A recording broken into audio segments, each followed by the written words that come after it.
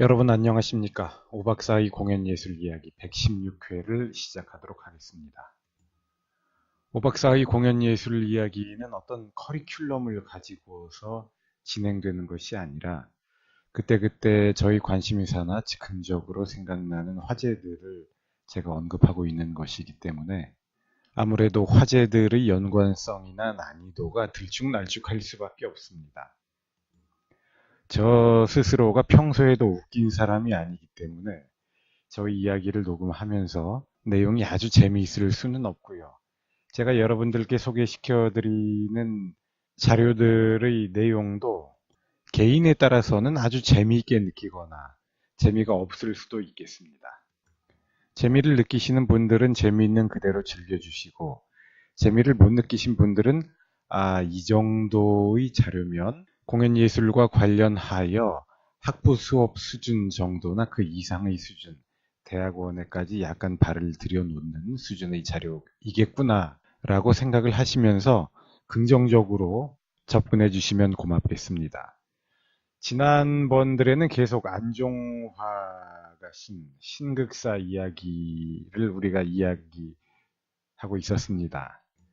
안종화의 책들은 우리가 한국 근대 연극의 초창기를 연구하는 데 있어서 또 그리고 한국 영화의 초창기를 이해하는 데 있어서 아주 중요한 자료죠. 일단 안종화의 신극사 이야기만 가지고 말씀드리면 지금 제가 다시 훑어보니까 이 책의 어조는 한국의 서구 연극이 처음 실시될 때, 정착할 때 그러한 활동을 하던 선구자들이 얼마나 지사적인 풍모를 가지고 있었는가. 정말 선구자로 불릴만하게 얼마나 민족주의적이고 애국적인 생각들을 가지고 있었는가를 부각시키려는데 중점을 두고 있습니다. 그래서 한 가지 배경으로서 강조하고 있는 것이 일제의 압제가 얼마나 민족의 공분을 사고 있었는가, 얼마나 한국 사람들의 원한을 사고 있었는가 하는 이야기를 많이 적어 놓고 있고요. 그 다음에 또 한 가지는 그와 동시에 한국의 민중들이 그 시대에 얼마나 좀 무지몽매했는가라는 것을 자주 언급하고 있습니다. 그리고 그와 더불어서 그 당시에 연극이라는 것 말고 어떤 식의 엔터테인먼트들이 있었는가, 어떤 식의 공연 형태들이 있었는가에 대해서도 이야기를 하고 있습니다. 그러니까 이러한 배경을 가지고서 왜 신파부터 연극이 출연해야만 했는가, 그러한 필요성이 있었는가라는 것을 합리화하고 정당화하기 위한 논조를 이 책은 가지고 있다. 이렇게 볼 수 있을 것 같습니다. 제가 지금 말씀드렸던 대로 이 책 안에서는 그 당시의 다른 공연 형태들에 대해서도 기술이 되고 있는데요. 이 자료들이 우리가 참고할 만한 가치가 있기 때문에 이번 회에서는 제가 안종화의 신극사 이야기 안에 소개되고 있는 그 당시의 국악 공연, 그리고 중국인들의 연극 공연, 그리고 중국인들의 거리 공연, 또 서커스단의 공연, 이런 것들에 대해서 관련이 있는 부분들을 제가 여러분들께 소개해 드리도록 하겠습니다. 이 책을 쓴 사람이 워낙 오래전의 인물이다 보니까 책을 이루고 있는 언어가 오늘날의 언어와는 다릅니다. 가장 대표적으로 기극이라는 말이 지난 회에서도 나왔는데요. 이것은 일어날 기자를 써서 연극을 일으킨다, 연극을 시작한다라는 의미가 되겠고, 아마 지난 회들을 들으신 분들은 물론 제 발음이 부정확해서일 수도 있고요. 또 들어도 무슨 말인지 모르겠을 어휘들이 있었을 겁니다. 그런 어휘들이 한자 표기를 보지 않으면 의미를 이해할 수 없는 것들이기가 쉽습니다. 이 책 안에 그런 표현들이 많이 나오는데요. 우리가 한자 표기를 제가 제공해 드릴 수가 없으니까 이해도가 떨어지더라도 그냥 이 책의 본문을 있는 그대로 읽어 드리도록 하겠습니다. 더 관심이 있으신 분들은 역시 어쩔 수 없이 이 책을 구해서 읽어 보셔야 하겠지요. 그러면 지금부터 책의 본문을 소개해 드리도록 하겠습니다. 중간중간 제가 필요할 때는 중략이라든가 후략이라든가 하는 말을 넣어서 책의 내용이 생략되고 있다는 것을 알려드리도록 하겠습니다. 협률사와 창극.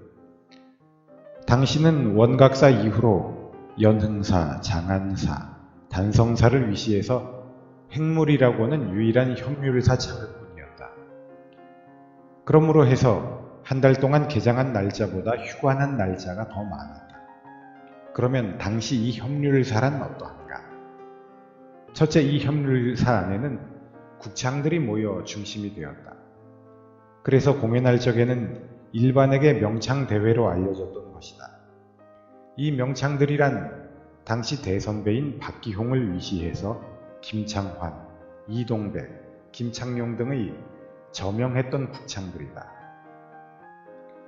같은 명창끼리라도 박기홍 선배 앞에는 머리들을 들지 못했다. 그때는 이 명창들에게 대궐에서 내린 벼슬이 있었으니 그것은 이 국창예술가들을 아끼는 궁정예우의 한 제도라 하였다. 그러므로 해서 박기홍 같은 이는 의관이었고, 송만갑은 금관자의 감찰이고, 이동백은 옥관자의 통정대부였다. 협률사 명창 가운데에는 또한 여창이 유명했던 것인데, 여기에는 이화중선을 비롯해서 김초향, 김추월, 신금홍, 박록주 등의 여류 명창들이 있었다. 박록주만 하더라도 당시는 불과 13살 때였고, 그 중에서 팔도에 이름이 날렸던 김초향 같은 여창은 일찍이 공주 김문의 처가 되었다가 오늘에는 이미 60여 세의 향수를 지키며 충남 대전에서 절간을 이룩하고 연불과 더불어 여생을 보내고 있는 터이다. 그러면 당시 무대에 오르는 순서를 볼 것 같으면 대략 이러하다. 먼저 승무로서 서막을 열고 다음 순차로 꼬마들이 앙징한 노래 연습 정도의 발표를 하고 차츰 좌창, 입창 등으로 들어가서 흥미본위의 줄타기 재단, 끝으로 성주풀이 등석이다. 명창 무대에선 명창을 돕는 절대한 위치에 있는 고수가 있다. 장단이 없으면 명창이 있을 수 없다. 이 명고수로서는 당시 안성 사람으로서 강제욱이 있었고, 다음으로 한성준, 또 다음으로 훨씬 후배인 김재선이었다. 그 시절에 한성준 같은 이는 불과 20세이었다. 그리고 제담 같은 것으로는 후기 광무대 중기에서부터 이었는데, 당시 별감 출신으로 오입장이로 장안에 이름이 날렸던 박춘재가 제담의 시조였다. 또 줄타기와 땅재주에는 박오뚝이란 별명으로 유명했던 아산 사람의 박상명이 있었고, 그의 후배로 수원 이봉은과 서울의 김봉업 등이 있어서 절찬을 받았다. 김봉업, 그는 오늘에 이미 60여 세의 노령으로 은퇴자의 한 사람이다. 그리고 현금, 검은고로는 백락준이 있었고, 육자배기에는 김정훈, 장판괴는 조진용들이었으며 가야금에는 심상건, 오태석이요, 창극조의 정원섭이가 있었다. 대략 창류로 볼 것 같으면 단가의 중머리, 언머리, 중중머리들이요, 창극조 뒷소리론 춘향가, 심청가, 박타령, 적벽가 등이라 하겠다. 가끔 음률도 등장한 일이 있었으나 이것은 주로 사랑놀이 교향악인과 그 등장하는 악기들은 이러하다. 생황, 양금, 검은고, 가야금, 피리, 젖대, 해금, 장고, 북, 단소, 아장 등이다. 무대의 종연이 가까우면 흥미본위의 입창으로 육자배기, 잦은 육자배기, 흑타령, 성주풀이 등으로서 끝을 막는다. 이러한 내용이 대략 협률사 무대라 하겠고, 연중 무휴로 계속해서 공연을 가질 수 있었던 것이다. 이 협률사 무대는 흡사히 중국 창극 무대와 같아서 한번 막을 열어놓으면 끝끝내 그냥 진행한다. 무대의 장치가 없기 때문이다. 그 시절 입장 요금이라는 것도 상등 단량, 하등 두량 반, 즉 오전이었다. 이러한 시절 융희말의 협률사 일행들도 처음으로 유성기 음반에 녹음되어 소개되었다. 그것은 일본 동경 횡빈에 있는 일동 혹은 콜롬비아 회사의 초빙을 받아 상투바람으로 그곳에서 취입하였던 것이다.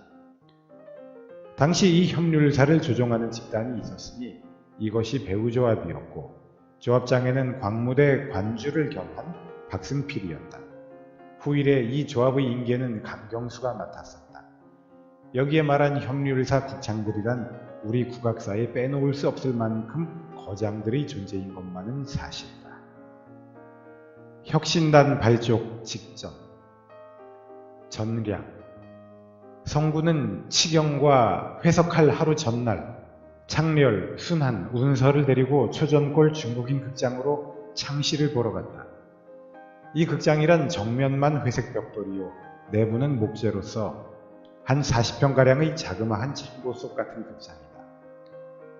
골목 안에 푹 파묻힌 장소로서 매일 낮 후이면 골목 안이 시끄러울 만큼 호궁과 북, 징소리 등으로 요란하다.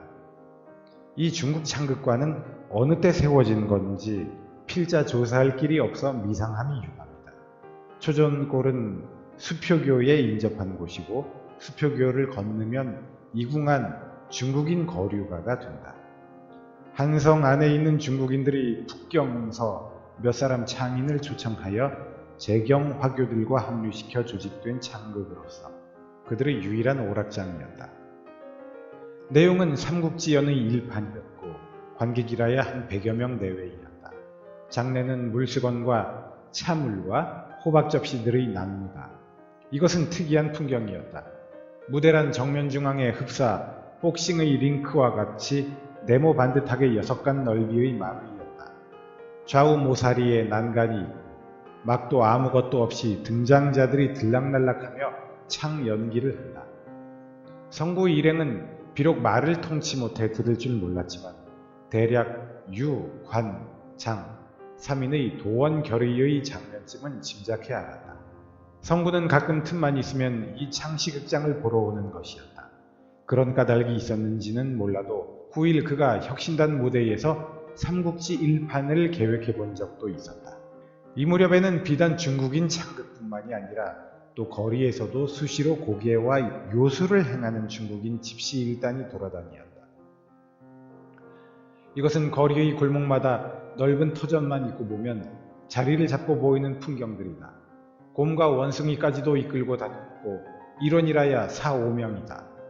마치 길가에서 책장사나 약장사들이 행인을 모아놓고 떠드는 것과 흡사하다. 그 절차는 처음에 북과 징을 울리며 행인을 모아놓는다. 구경꾼들이 운집하면 밧줄에 납덩이를 달아가지고 휘휘 돌려서 사람들을 물러나게 하고 터전을 넓힌다. 둘러쌌던 구경꾼들은 콧잔등을 얻어맞을 것 같이 앞질에서 뒤로들 물러선다. 그것도 묘한 기술이다. 그 후 이 순서를 볼 것 같으면 손가락만한 인형을 가지고 꾀재재한 주머니에다 넣어 뱀을 만든다. 또 앵도 같은 구슬을 땅바닥에 놓고 접시를 덮으면 금세 없어진다. 구경꾼들은 눈을 둥그렇게 뜨고 신기하게 본다. 이 기술이 클라이막스에 들어가면 무지스런 기술을 보인다. 널찍한 장검을 목구멍에 집어넣고 개거품을 흘리며 구경값을 청한다. 바닥에 놓인 쟁반에 동전이 날라떨어진다. 후반에는 중국식 무도의 창쓰기 공예이다.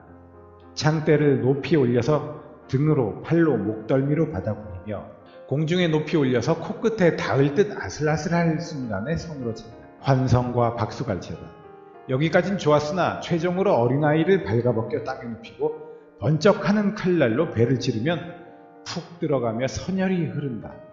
이러한 순간에 구경꾼들은 질색을 하고 돈 주기보다 놀랍고 징그러워서 와들와들 떨며 달아나 버리곤 했다. 이러한 거리의 풍경이 보이고 할 시절에 초전골 중국 창극관은 좋은 대조였다. 시정의 모습, 전략, 그리고 서울 안에 신기한 구경거리가 생겼다는 화제로 들어간다. 그것은 서양 사람들의 공마단이 구리계에서 흥행하고 있었던 연고이다. 공마단이 흥행하고 있는 장소란 구리계 제중원 옆이었다. 제중원이라 하면 세브란스 병원 정신이다. 당시는 그 소재지가 구리계에 있었다. 바로 현재 명동 내무부 건물 옆이다. 그 앞이 넙직한 광장이었기 때문에 가설극장이 서기에 알맞은 장소이다. 공마단은 노계, 일계 양쪽으로서 혼성된 공마단인 바 당시 우리나라에선 처음 보게 되는 일행이었다. 현재에 비해 보더라도 대규모인 큰 단체이다. 한 성 안에서 개화 직후에 처음 보게 되는 공마단은 대성황을 이루었다. 그 장래의 풍경을 기억할 신대는 중앙에 세사를 깔았고 주위를 원형으로 고무덩어리 둘레담을 쌓았다. 그리고 사방 좌우가 관객석이다. 순서는 이러했다. 마치 성탄제 가장 행렬같이 고깔의 연재를 찍은 삐에로들이 자루를 둘러매고 나와서 웃음거리 촌극을 한다. 그리고서 고개와 마술들이 등장했다. 한꺼번에 말이 20두씩이나 나와서 공말을 했다. 이러한 진행을 보는 관중은 박수갈채다. 관객의 태반은 1인이었고 나머지 100의의 관객 모습만은 가지각색이었다. 이러할 무렵에 당시 탁지부 곁으로 활동사진관 건물이 건축 중에 있었으니 그것이 바로 고등연예관이었다. 남촌 일본 사람이 세우는 극장이었다. 이것이 후일에는 국내의 최초로 활동사진 소개의 상설관이었다. 또 그해 여름에는 우리나라로서는 처음 보는 박람회가 있었다. 장소는 탁지부 자리였고 정문에는 우리나라 국기와 일본기가 십자형으로 날렸다. 제1관은 정문 좌측에 있어서 위생관인데 인형으로 적십자대의 부상병 나르는 상황을 꾸며놓았다. 명색은 외 통감부와 한국정부의 공동 주체이었던 모양이다. 각 관을 거쳐서 후정 동산으로 가면 한국군악대가 음악당을 짓고 백우용 지휘로 장중한 주악을 했다. 모두 이러한 점경이 보일 시절이었고 거리에는 드문드문 쇠바퀴 밀렵거들도 지나간다. 그리고 골목 같은 데에서는 새로운 학문을 하려 용감히 나선 통학하는 여학생들을 가끔 울리는 사건들이 잦았다. 그것은 여학생들의 트레머리가 죄이었다.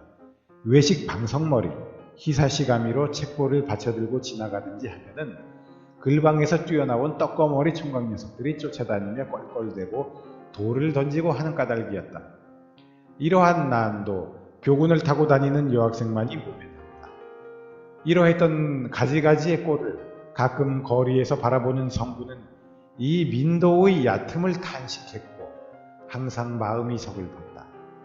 하루바삐 연극사업을 일으켜서 이 무지를 계몽하고 일깨워주고자 하는 마음이 앞을 섰다.